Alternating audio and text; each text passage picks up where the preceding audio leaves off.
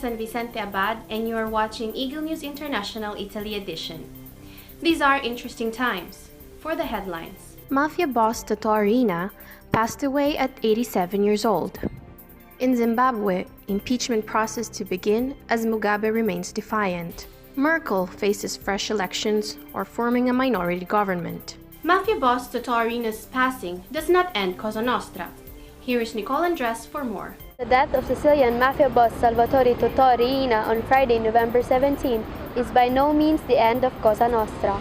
The crime group isn't likely to allow such power be maintained by one man or be so violent ever again, a mobster said on Friday, November 17. Former mob member Gaspare Motolo spoke to journalists in Rome at a news conference previously organized to present his artwork. With his face covered, he told the media he believed the mafia will survive despite the death of one of its most violent leaders. Motolo said, "Most of the old members of the Corleone mafia group, of which Riina had been boss of bosses, were now dead, but others were ready to take their place." Motolo had met Riina when he was young and poor, and they became friends, but the mobster said in later years, the mafia boss became paranoid. Motolo believed Riina had killed so many people, including family members. He was always on alert someone would come to kill him. In the end, the mafia boss died in a prison ward of a hospital in Parma, a northern Italian city where he had been serving 26 life sentences for homicides committed between 1969 and 1992. From Rome, Italy, I am Nicole Andres, EBC Italy Bureau correspondent, and I am one with 25.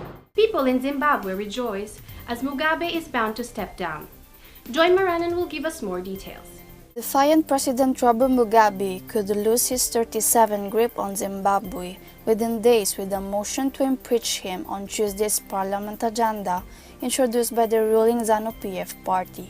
The motion, which will be heard in a joint sitting of the lower and upper house, accuses Mugabe of being the source of instability within government and allowing his wife, First Lady Grace, to usurp constitutional power. Despite increasing pressure, Mugabe has resisted demands to resign, instead maintaining a business-as-usual stance, calling for a cabinet meeting ahead of Tuesday's parliamentary session as his routine. If Mugabe's impeachment fails, though it could see Mnangagwa, the sacked vice president, appointed as interim president. Mnangagwa, who fled Zimbabwe after being dismissed on November 6, amid the power to struggle with Grace Mugabe, was reinstated as ZANU-PF's vice president and appointed interim party leader. I am Joy Maranan from Italy, and I am one with 25. Germany is moving closer to snap elections. Let's find out why with Ayarjin Gabriel. Angela Merkel on Monday indicated that she would prefer fresh elections over a minority government as the collapse of German coalition talks posed the most serious threat to her power since she became chancellor more than a decade ago. Merkel, who has headed 3 coalitions since 2005, said she was very skeptical about ruling in a minority government and suggested she would stand again as a candidate if elections were called in the new year, telling public broadcaster ARD she was a woman who has responsibility and is prepared to take responsibility in the future. Merkel, who has headed 3 coalitions since 2005, said she was very skeptical about ruling in a minority government and suggested she would stand again as a candidate if elections were called in the new year, telling public broadcaster ARD she was a woman who has responsibility and is prepared to take responsibility in the future. FDP leader Lindner defended his walkout, saying a continuation of the talks would have required his party to depart from their core policy convictions. "We wanted a political tide change, and that was not possible at this point," he said. The possibility of fresh elections in spring 2018 will continue to loom on the horizon in spite of the president's appeal, however. From Italy, I am Ayarjin Gabriel, and I am one with 25. For lifestyle and sport news, stay tuned here on Eagle News International Italy Edition.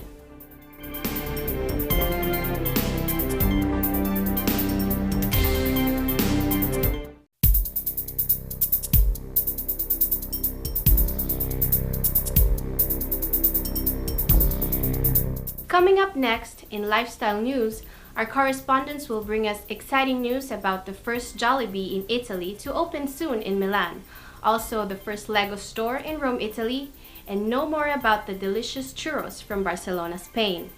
In sports news with Robbie Malabanan, Italy fails to qualify for World Cup. Welcome back to Eagle News International Italy edition. In lifestyle news, Filipinos are already thrilled about the Jollibee store that will soon open in Milan. Here is Anjali Nugid for more details. Jollibee Foods Corporation or JFC signed a deal with Singaporean company Blackbird Holdings to operate the first Jollibee in Italy, the first store in Europe for the popular Filipino food chain. Jollibee has been planning to go to Europe because of the growing resident Filipinos in the continent. There are more than 200,000 Filipinos living in Italy, which is said to be the largest population of overseas Filipinos in Europe. Un grande piacere che c'è il Jollibee qua a Milano. Speriamo che sarà un grande boom per i Filippine e poi non soltanto per i Filippine, anche per gli italiani soprattutto. E poi credo anche per le altre nazionalità che vivono qua a Milano.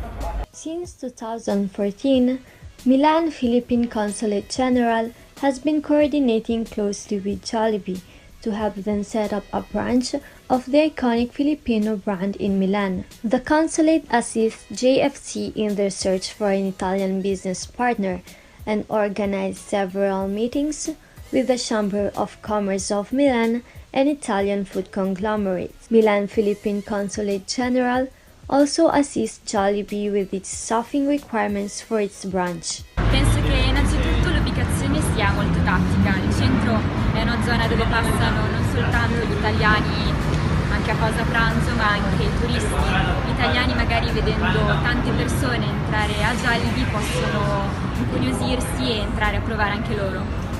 Jollibee is all set to open its very first branch in Milan sometime between December of this year and January 2018, here in the very center of the city, near the iconic Duomo di Milano and within easy reach of residents and tourists alike. From Italy, EBC Italy Bureau Correspondent, I'm Anjali Nugid and I am one with 25. Rome is set to inaugurate the first Lego store in the capital. Isabella Roncudo will tell us more. It is Rome's turn to have its Lego store. The opening is set for November 23 in the heart of the capital. The store will be over 200 square meters wide. The inauguration of the store in Via Tomacelli, in partnership with Percassi, will take place with a ribbon-cutting ceremony. Only thing is that the said ribbon will be totally made by Lego bricks. Historic Roman monuments will decorate the whole store. From the Roman columns entirely made by Lego bricks, to the Lego gladiators to receive the customers, to the mosaic, and the Trevi fountain made all the way from Denmark in bricks. The store is the 11th of a series of shops managed by Percassi, that plans to open even more shops throughout Italy in the next few years. From Italy, I am Isabella Roncudo and I am one with 25. Are you a churro lover? Find more about this delicacy from Marco Alipio in Barcelona. As the cold weather takes over Barcelona, one way of making yourself warm is by having a delightful treat of churros with hot chocolate. Come and join me to learn more about churros. Just like any other food, the origin of churros has many theories. Many says it originated in Spain. Shepherds who lived in the mountain, they had these churros as treat for themselves. It was very easy for them to cook churros in an open fire in a pan. Churros are made of flour, sugar, oil, and cinnamon. As years passed by, there were many people who tried creating their own recipe of churros. There are many different types of churros, based on fillings. Some are chocolate-filled or jelly-filled.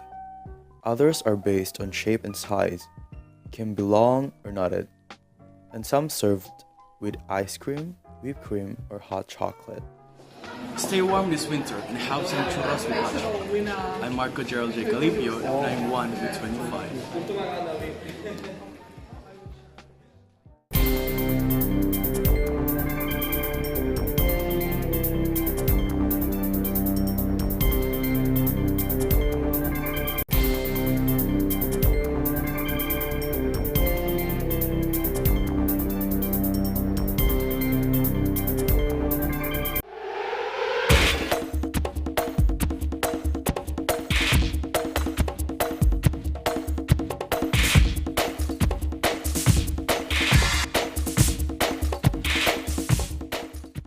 Hi, I'm Robili Malabanan, and for sports news, Italy failed to qualify for the World Cup for the first time in 60 years after playoff defeat to Sweden.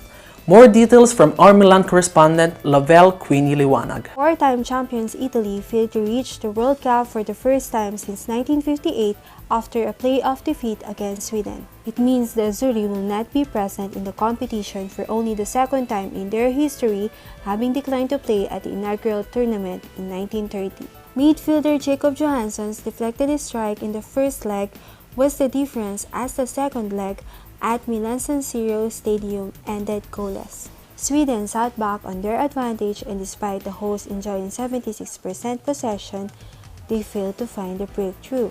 Italy's best chance saw goalkeeper Robin Olsen palm away substitute Stefan El Shaarawy's thumping late volley.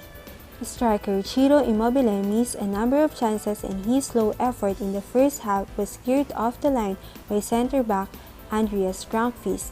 The result sees Jan Andersson's Sweden side reach the World Cup for the first time since 2006, when they were in the same group as England. From Italy, I am Lavelle Liwanag, and I am 1 with 25. This is all for sports news. I am Robili Malabanan, and I am 1 with 25.